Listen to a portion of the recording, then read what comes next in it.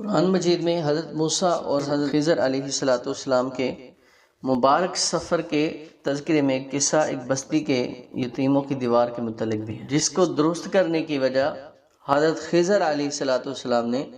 حضرت موسیٰ علیہ السلام کو یہ بیان کی کہ وَقَانَ أَبُوهُمَا صَالِحًا، کہ ان کے ماں باپ جو ہے وہ نیک تھے اور اس دیوار کے نیچے خزانہ تھا۔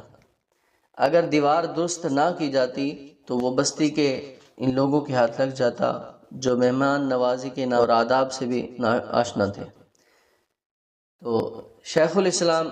علامہ شبیر احمد عثمانی اپنی مختصر مگر جامع تفسیر یعنی کہ تفسیر عثمانی میں نقل فرماتے ہیں،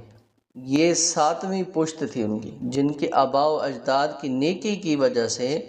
اللہ جل شانہ خزانے کی حفاظت اور ان تک پہنچانے کے لیے حضرت خضر علیہ السلام کے ذریعے انتظام کروایا۔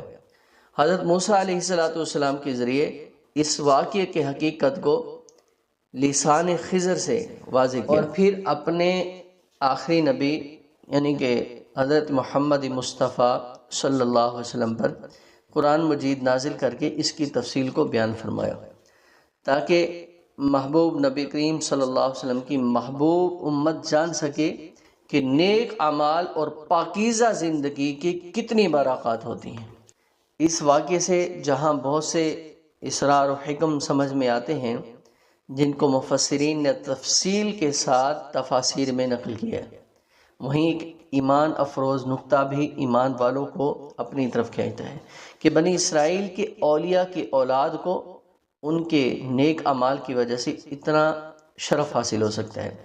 کہ حضرت خضر علیہ السلام کے ذریعے تقوینی طور پر خزانے کی حفاظت کا کام لیا جائے، تو امام الانبیاء خاتم النبیین والمعصومین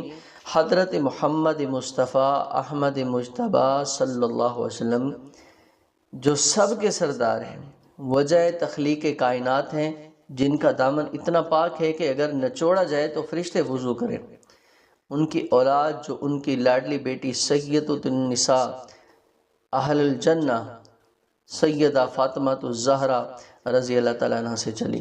ان کا کیا مقام ہوگا۔ حضور اکرم صلی اللہ علیہ وسلم کی 3 بیٹے اور 4 بیٹیاں تھیں، سب سے چھوٹی مگر مرتبے میں اولاد میں سب سے بڑی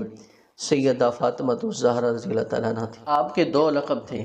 بطول اور زہرا۔ بطول کا معنی ہے جو اللہ تعالیٰ کی عبادت کے لیے یکسو ہو جائے، اور زہرا کا معنی ہے جن کا ظاہر و باطن مجلہ اور مصفہ ہو۔ نبی کریم صلی اللہ علیہ وسلم کی محبت و تربیت نے آپ کو کمالات کی انتہا پر پہنچا دیا۔ آپ اخلاق و عادات میں حضور صلی اللہ علیہ وسلم کی مکمل شبیہ تھیں۔